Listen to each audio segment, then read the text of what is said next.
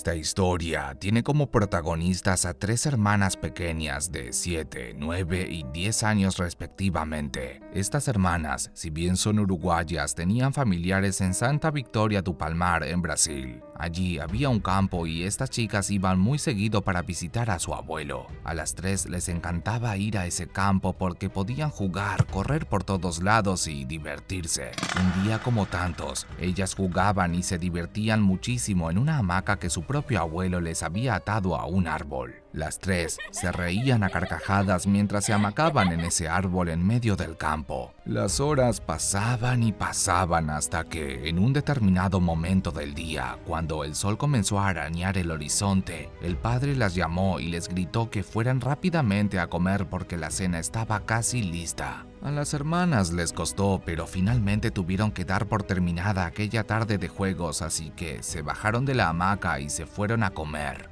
Cenaron junto a su familia y después de estar un largo rato haciendo sobremesa, le pidieron permiso a su padre para volver a salir a jugar. A ellas no les importaba que fuera de noche, pues adoraban hamacarse. Además, mientras hacían eso, hablaban de historias de la vida, de chicos que les gustaban y de sus sueños. Fue entonces que el padre les dijo que sí, pero con la condición de que no se acostaran muy tarde. Las chicas salieron muy emocionadas. Sin embargo, apenas lo hicieron, sus sonrisas se borraron y se llevaron una gran sorpresa. Esa hamaca que tanto las alegraba ahora se encontraba ocupada. Había alguien sentado allí. Quien estaba en la hamaca ahora tenía un farol en una de sus manos con una luz que brillaba a lo lejos. Las chicas quedaron extrañadas porque en esa casa de campo solo estaban ellas y sus padres, y en los hogares aledaños solo estaban su abuelo y el personal que trabajaba en la estancia. A las niñas les parecía raro ver una persona sentada en la hamaca que solo ellas utilizaban.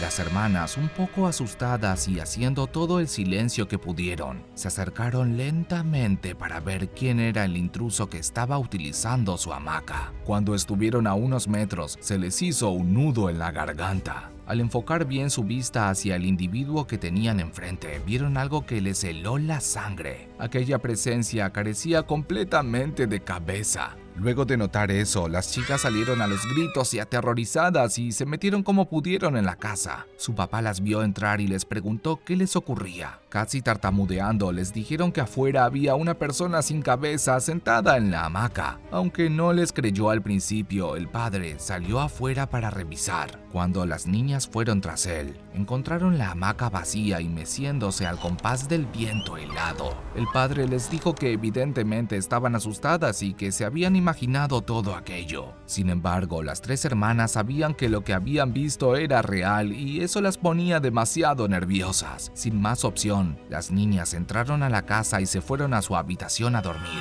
Al día siguiente, las tres se cruzaron a la casa del personal para averiguar la historia de la estancia. Allí les confesaron que en la misma ocurrían cosas raras, pero que nadie quería hablar sobre el tema ya que esas tierras ocultaban un pasado oscuro y demasiado doloroso, el cual hacía que algunas almas se manifestaran. Las hermanas insistieron hasta que les dijeron que en un determinado momento habían comenzado a ocurrir cosas en una casa en particular que, por lo general, era utilizada como una carpintería en la cual también se quedaban algunos trabajadores. Sin embargo, desde que habían empezado a suceder esas cosas extrañas, ya nadie se quería quedar en esa estructura. Las hermanas, recordando lo que les había ocurrido con el hombre de la hamaca, fueron con una vela en sus manos hasta esa carpintería. Cuando entraron al lugar, sintieron un escalofrío en la espina dorsal.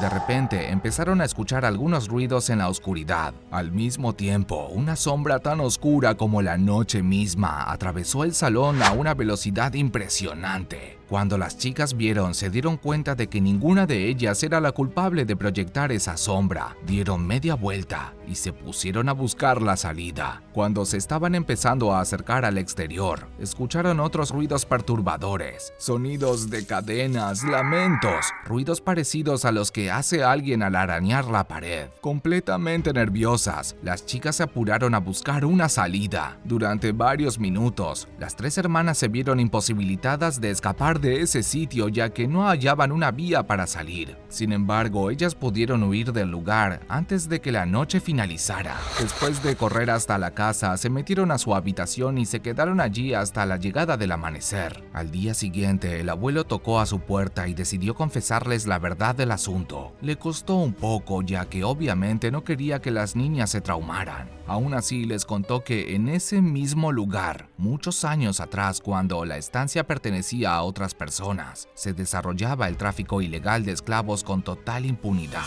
A causa de eso, había mucha gente sin libertad trabajando en esas tierras. Según el abuelo de las niñas, los esclavos trabajaban de sol a sol sin parar y recibían un maltrato constante por parte de los dueños de las tierras de la estancia. Muchos de esos actos malvados en contra de los esclavos eran llevados a cabo en esa carpintería, a la cual llamaban el cuarto de la tortura. El anciano sujeto contaba que los esclavos que se rebelaban y querían escapar eran encerrados en ese tétrico lugar. Los ataban a gruesas cadenas de hierro y ahí padecían todo tipo de torturas psicológicas y físicas. Por esa razón era que, en el presente, en esa estancia se podía escuchar esos lamentos y ruidos de cadenas. Una vez que oyeron la historia completa, las hermanas realmente se pusieron muy mal. Por un lado, estaban muy asustadas por comprobar que en la estancia había actividad paranormal real, pero también se sentían muy tristes por esa situación, pues ellas entendían perfectamente qué era lo que ocurría en la carpintería. En un momento, una de ellas le preguntó a su abuelo acerca del hombre que habían visto en la hamaca en días anteriores. ¿Y qué pasa con el hombre sin cabeza que vimos en la hamaca la otra noche? El anciano les dijo que no era casualidad, pues todos sabían y estaban al tanto de la historia de un esclavo que era más rebelde que los demás. Ese sujeto no dejaba que lo torturaran y se negaba rotundamente a aceptar su condición de esclavo. Ante eso, los dueños de esas tierras lo castigaron de una manera brutal y terminaron cortándole la cabeza. El abuelo dijo que el cuerpo y la cabeza del esclavo estaban enterrados justamente debajo de esa misma hamaca que aquellas niñas inocentes utilizaban alegremente todas las tardes. Esa última revelación cambió la perspectiva de las chicas y provocó que las mismas dejaran de usar aquel columpio para siempre. Al día siguiente, las niñas y sus padres hicieron las valijas y partieron rumbo a su ciudad de origen. Se despidieron de su abuelo y no le preguntaron más acerca de lo que habían hablado la noche anterior. Desde ahí, las visitas de la familia a la estancia fueron haciéndose cada vez más reducidas. Esto también ha ayudado a las hermanas a olvidar aquella experiencia. A día de hoy, las tres casi no recuerdan lo que vivieron de niñas. Sin embargo, cada vez que visitan la estancia y salen al exterior por las noches, las hermanas pueden ver a lo lejos la silueta de un hombre sin cabeza, el cual se mece lentamente en la hamaca que alguna vez las divirtió durante su infancia.